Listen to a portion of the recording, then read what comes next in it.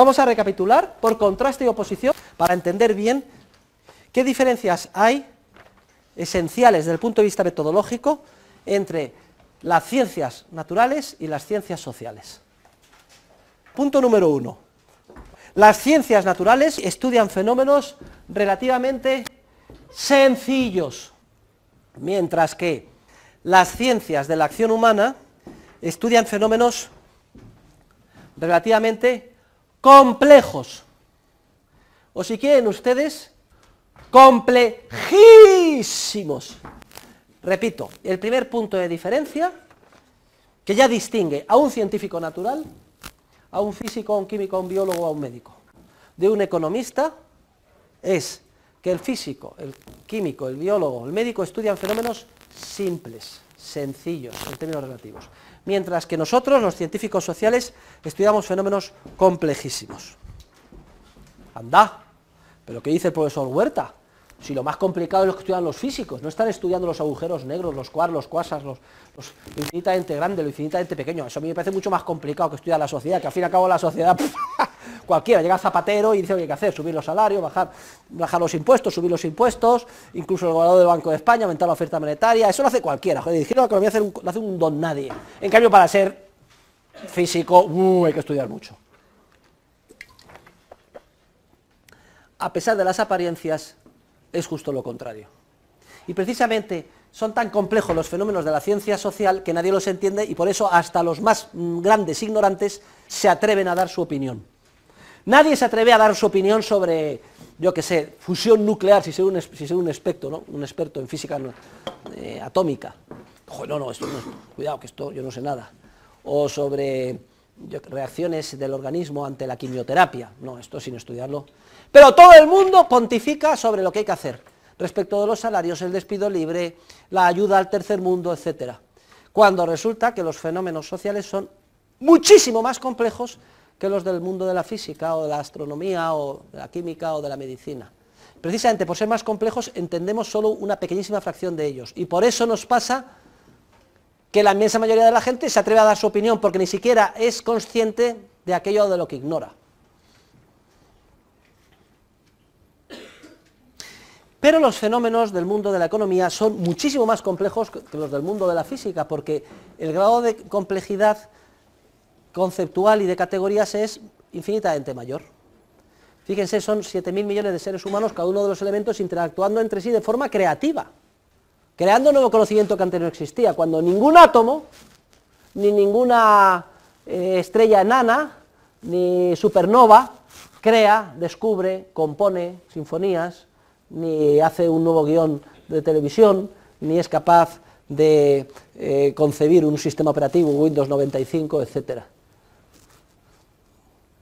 Repito, Hayek dice que con gran diferencia el orden más complejo del universo es el proceso del orden espontáneo del mercado. Pero la gran paradoja es, les vuelvo a repetir, que como es poquísimo lo que entienden los seres humanos sobre el mismo, se atreven a dar sus opiniones pontificando sin saber nada. Fíjense el daño que pueden hacer, llegando incluso a destruir la civilización. Vamos al punto número 2, de contraste, de oposición. Miren, el objeto de estudio de las ciencias naturales son cosas. Res, en latín. Cosas, como por ejemplo, ¿qué? ¿Qué cosas? Una piedra, una planta, una vesícula biliar. Cosas. En cambio, vamos a ver, punto número 2 a la derecha. El objeto de investigación o de estudio de las ciencias sociales no son cosas.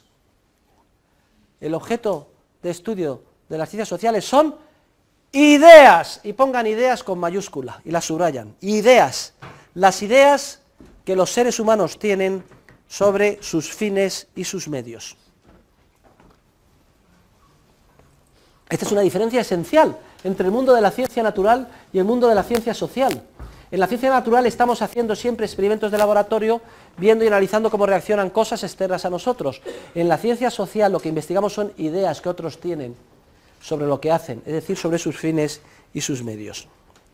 Hayek pone en su libro The Counter-Revolution of Science, la contrarrevolución de la ciencia social, pone el siguiente ejemplo, dice, un cosmético es un cosmético no en función del compuesto químico que sea, es decir, desde la perspectiva de la química, lo que está en el tarrito, sino en función de que determinados seres humanos, hombres o mujeres, piensen que esa especie de crema, si la ponen todas las noches, pues van a estar más guapos al día siguiente.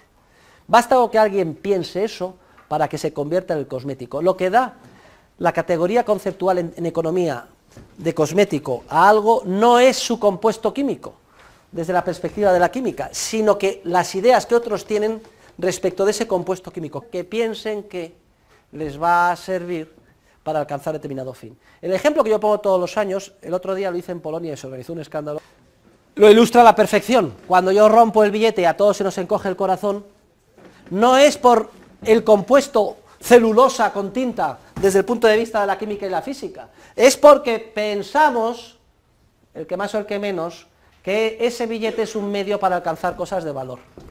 Y lo necesitamos, porque uno le va a permitir comer, el otro ir a su casa, el otro terminar fin de mes, etc. Y cuando yo lo rompo, precisamente quiero ilustrar eso.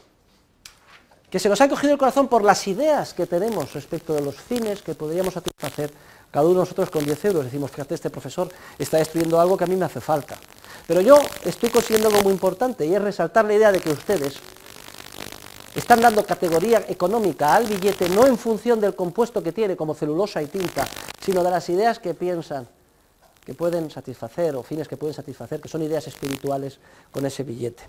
Luego, la economía trata sobre las ideas que tienen los otros seres humanos, sobre lo que hacen, los fines y sus medios, mientras que las ciencias naturales tratan sobre cosas externas del mundo exterior.